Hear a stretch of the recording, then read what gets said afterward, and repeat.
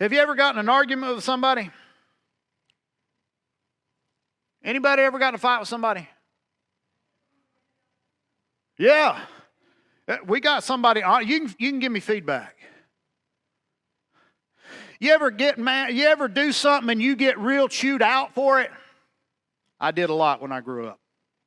Sometimes I still do. You ever gotten a chew out that you knew that you deserved? Maybe you were on the job and you messed up real bad and your boss had to chew you out, and later on you saw him in the grocery store.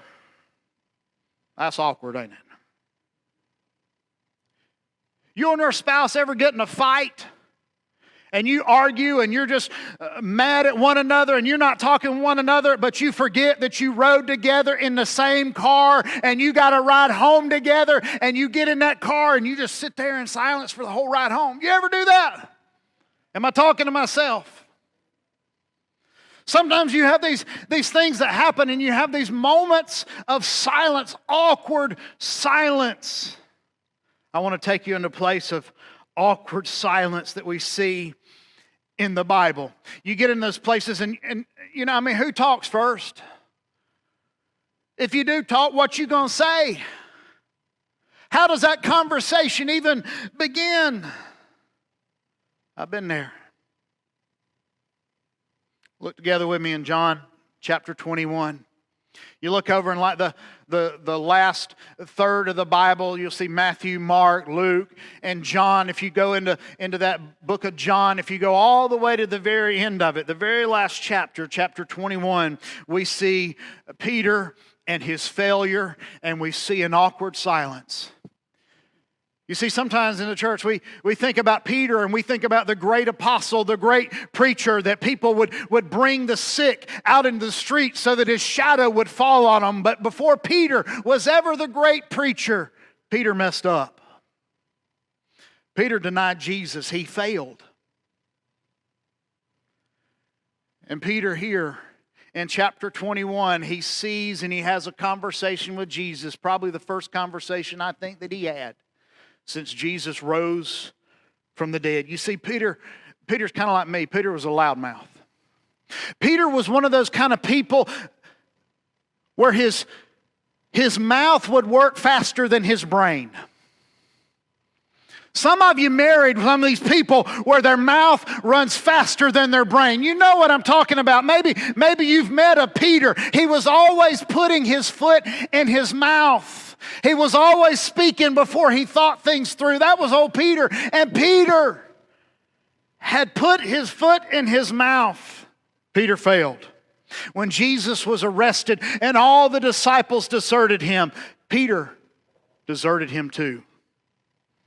But Peter's betrayal in the Bible is second only to that of Judas.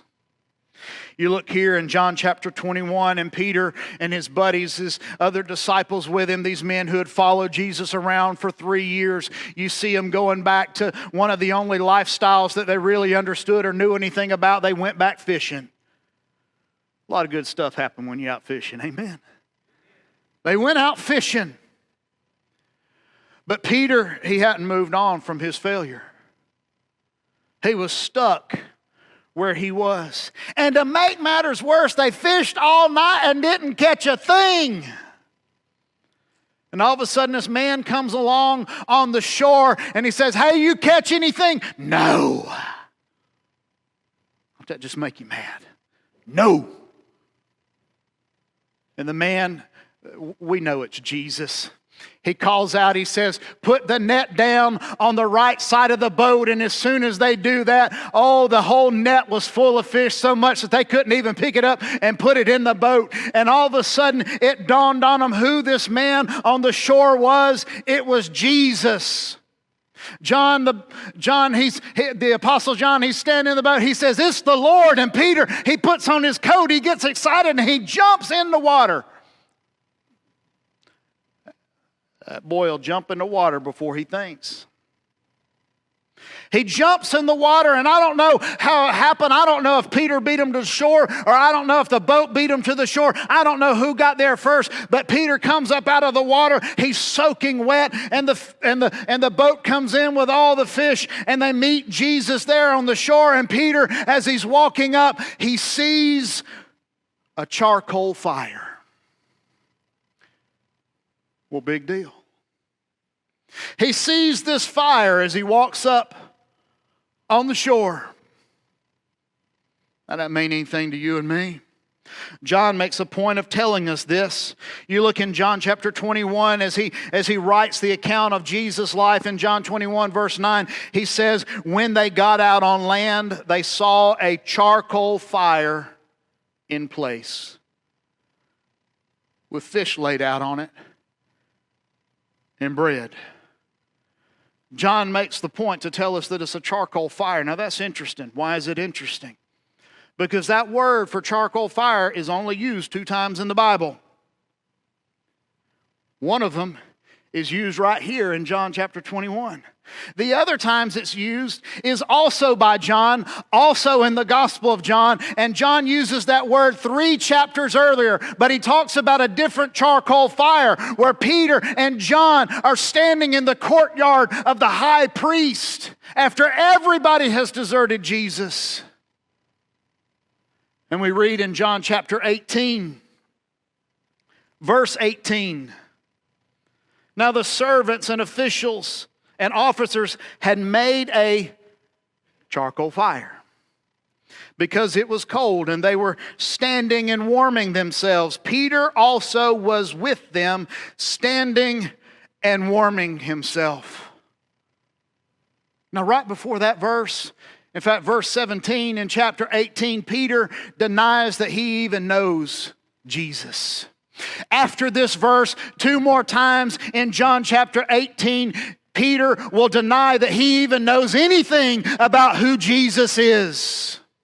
Peter, I believe that when he walked up on that shore and he saw the charcoal fire that Jesus had prepared, where Jesus has the fish laying out, and he says, come bring some of your fish and let's eat together, boys. Let's share some breakfast together. That Peter, when he walked up, he saw that fire. And I believe all the memories, all the thoughts, all the moments of his failure begin to flow in his mind, and Peter was instantly transformed. He was transmitted. He was taken back to that charcoal fire in John chapter 18, where he denied Jesus, where he failed him, where he let him down. I wonder all the thoughts as John was walking up on that beach, as he was walking up on the shore that day. I wonder all the thoughts that he thought. Maybe Jesus thought about the first time that he met Jesus, the first time that Peter met Jesus. You got to understand, Peter's name wasn't Peter. Peter's name was Simon. But Jesus, the first time he sees Peter, he looks at him and he says, "You're Peter. You're the rock. Man, you're a solid guy." Peter means rock. He says, "You're Cephas, you're Peter. I'm going to call you rock. You're going to be my rock."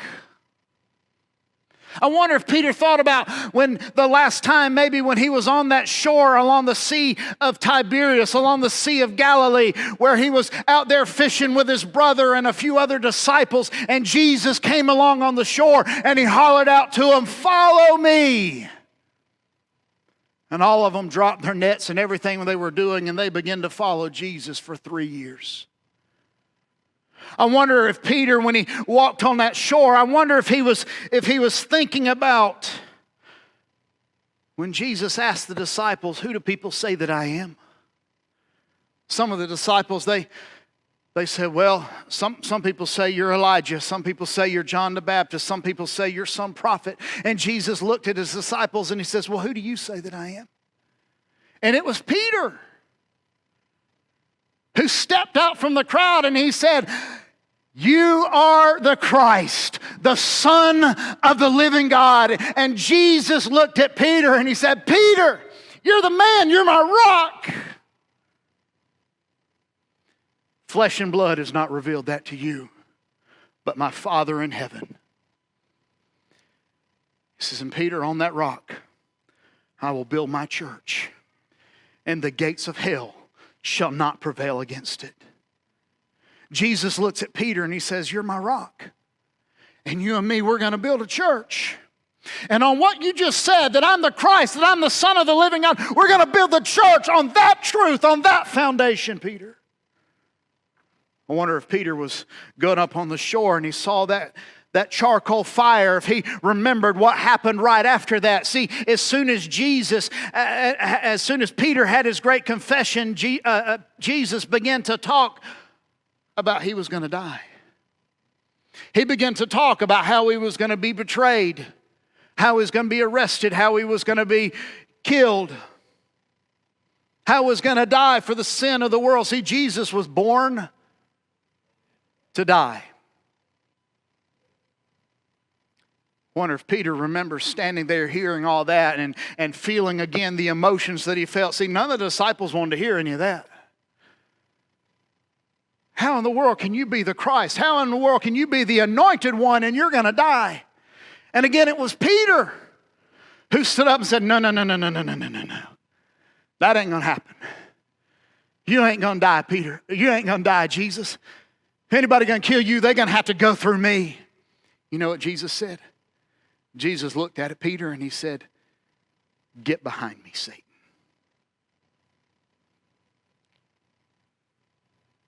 He said, you're looking out for the things of man. You're not thinking of the things of God.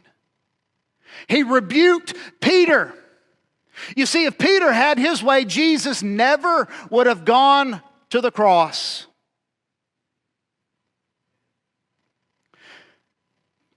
That day, Peter said, it's not your will. I want my way. You know, sometimes in our lives, we have a way that we want to go. And if we're left to it, we're going to pick the way we're going to go, and it's not going to be God's plan. We're going to look out for the things of man. We're not going to look out for the things of God. That's what Peter was doing.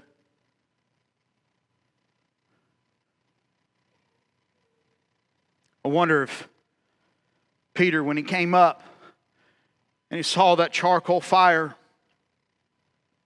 I wonder if he thought about the last real time he had spent with Jesus. Just a little over a week before, Jesus gathered his disciples together and they celebrated together the Passover. At some point during that meal, Judas Iscariot, the one who was going to betray Jesus, he gets up, goes over and speaks to Jesus, and Jesus says, whatever you're going to do it quickly. Nobody knew what that meant. Nobody knew what was going on. Judas gets up and he leaves the room. At some point in that meal, Jesus begins again to talk about how he was going to die, how he was going to be betrayed, how he was going to give his life for the sin of the world. He talked about that bread, that bread was his body that was going to be broken. He talked about the wine. He said, this wine, this cup, this is the new covenant in my blood. My blood is going to be shed for the sin of the entire world. And again, Peter wasn't going to have it. He said, no. That's not going to happen. I won't allow it. I wonder if Peter remembered when he walked up on that charcoal fire, the words of Jesus when he said that night that every single one of his disciples would desert him, even Peter. I wonder if he remembered his words where he said, Lord, they may desert you, but I will never desert you. I will never leave you. I will give my life before I will desert you.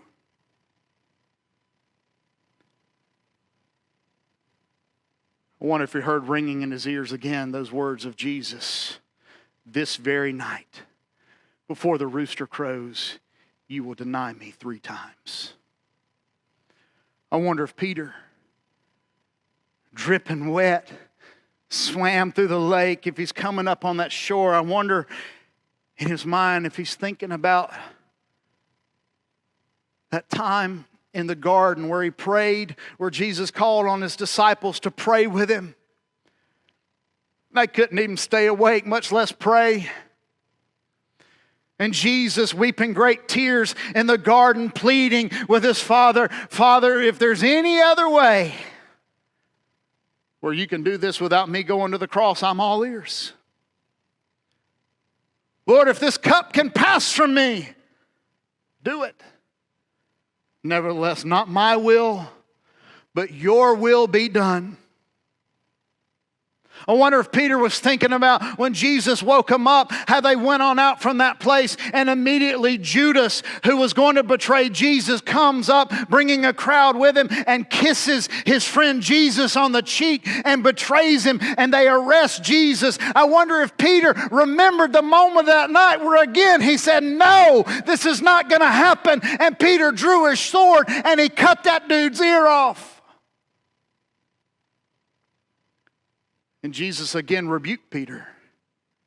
He said, no, put that thing away.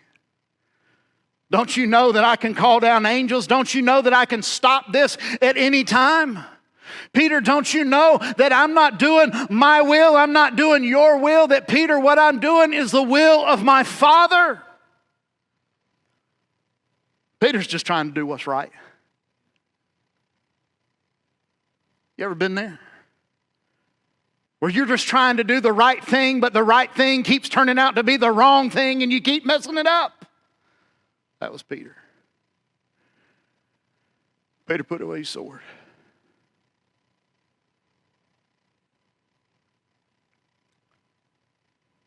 Wonder if Peter remembered that night that every single one of the disciples deserted Jesus and ran. Just like Jesus said that they were going to do. Even Peter. But I think most of all on Peter's mind, when he came up out of the water and he saw that charcoal fire and Jesus sitting beside that charcoal fire with those fish prepared, and as he served them breakfast, I think the thing that was foremost on Peter's mind was his moments in that courtyard of the high priest where he betrayed his Lord 3 times. That was a big deal. Peter, he betrayed Jesus. He denied him 3 times. Every single gospel writer, every single person who wrote an account of the life of Jesus tells about how Judas betrayed Jesus and how Peter denied him and abandoned him.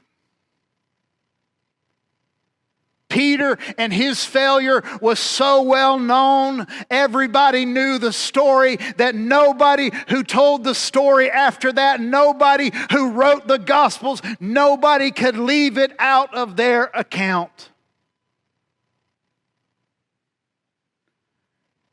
In fact, in the Gospel of Luke, the last time that Peter denies Jesus, Luke tells us that Peter and Jesus, they locked eyes with one another. You see, Peter and John, they're out in the courtyard, but Jesus is just inside, and he is being interrogated. And Luke tells us that when Peter denied Jesus the last time, that Jesus locked eyes with Peter. And they shared this moment together. You look in Luke chapter 22, verse 61. It says, the Lord turned and looked at Peter. And Peter remembered the saying of the Lord, how he had said to him, before the rooster crows today, you will deny me 3 times. Folks, Peter's betrayal marked that man.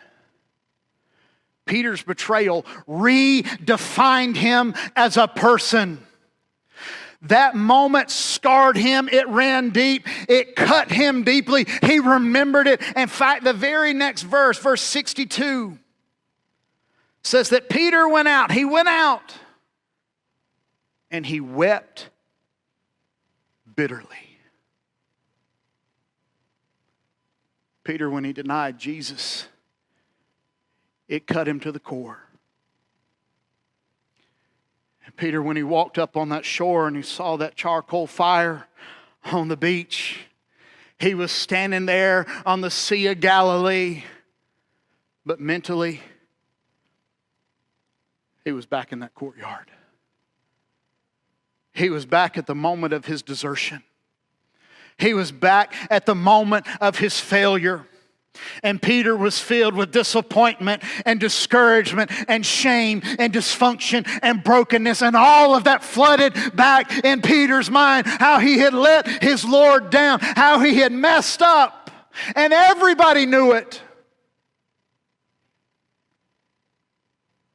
Sure, Peter, he could go on from that moment, but his life was forever defined by that moment. He would never move on.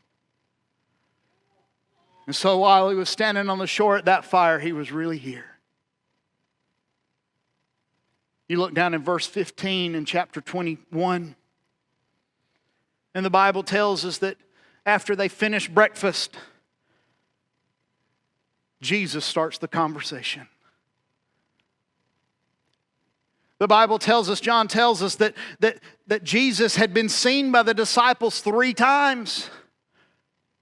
But in none of those exchanges, none of the prior exchanges, does it tell us that Peter and Jesus had a conversation. I wonder if Peter was scooting to the back of the room every time Jesus came into it. But here there was nowhere to move, and Jesus says the first word. He looks at Peter.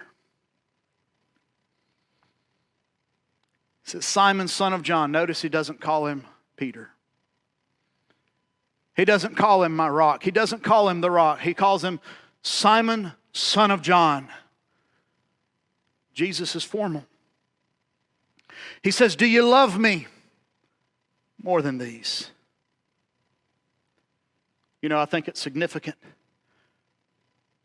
that Peter, wallowing in his failure, and Jesus, when he makes the first move, and when Jesus, the first thing he says to him is, Jesus questions his love for him.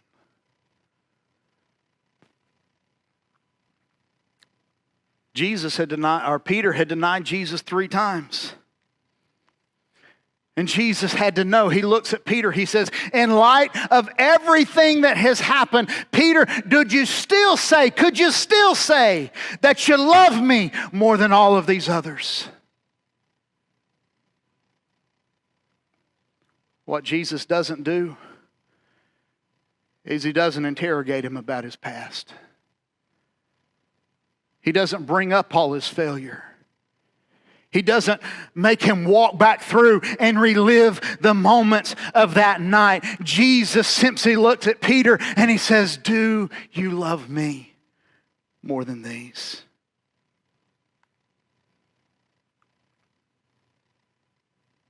Peter says, Lord, you know that I love you. Jesus said, then feed my sheep. 3 times, back and forth, the same exchange.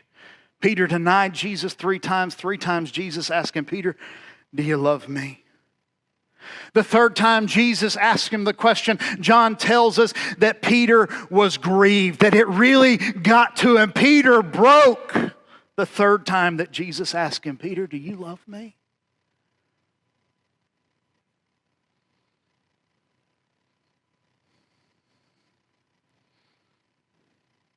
What's he going to say? There was not one thing in Peter's life. There was not one action. There was not one thing he had done. There was not one thing he could do that he could point to and say, Jesus, you know that I love you. He had nothing. So he looks at Jesus and he says, Lord, you know everything. I got nothing. Lord, you know everything. Look at my heart. Lord, you know that I love you. Peter's actions had shown that what Peter didn't want was a Savior, was a Lord who was going to die. But standing before him was a Jesus who had died and who had rose again from the dead.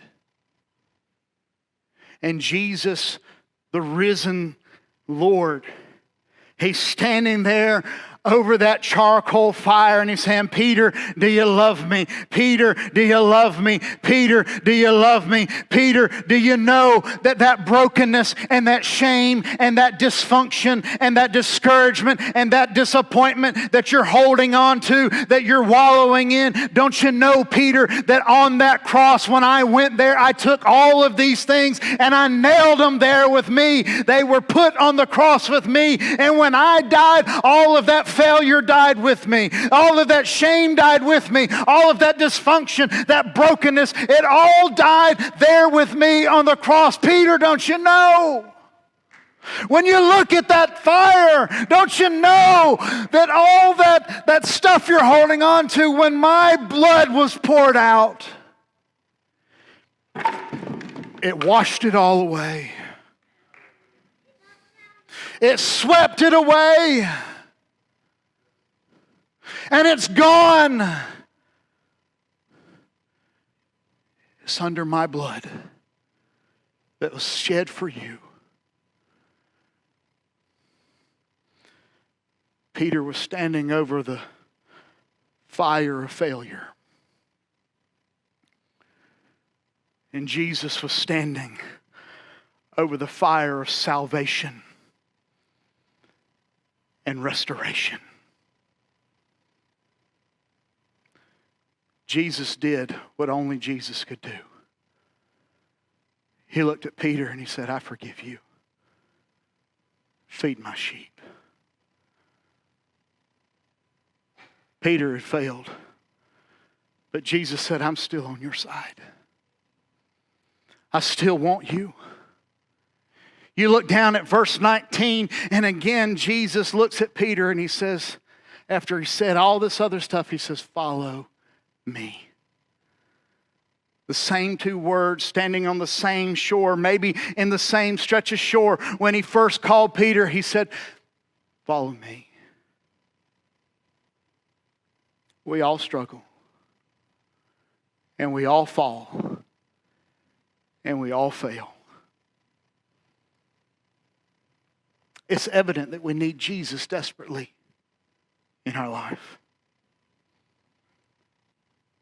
Where do you turn?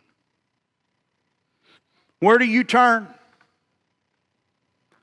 Oh, some people will get and they'll sit on Netflix and they'll sit on Disney Plus and they'll just binge and try to get into story after story to forget everything in their life. Some people will get lost in their friends around them. They surround themselves with people who will tell them everything that they want to hear about themselves. Some people will go into pornography and drugs and alcohol and any number of other things. But none of those things are an answer. Jesus is the only one who has the answer. He says, Peter, do you love me? It's an important question. It's a question that Peter had to answer. He had to wrestle with. He had to answer it. It's a question that you and I this morning, that we have to answer. That we have to reckon with. In your brokenness, in your failure, in your disappointment, in your shame, in all the times where you have let yourself down, where you've let everybody else down, where you have let the God of the universe down. All those times Jesus is standing over the charcoal fire of salvation and restoration, and He's saying, follow me. And this morning the question is, will you? Will you? All that's been washed away. Jesus has nailed it to the cross. It is under His blood. By His stripes, we can be made whole. We can be healed.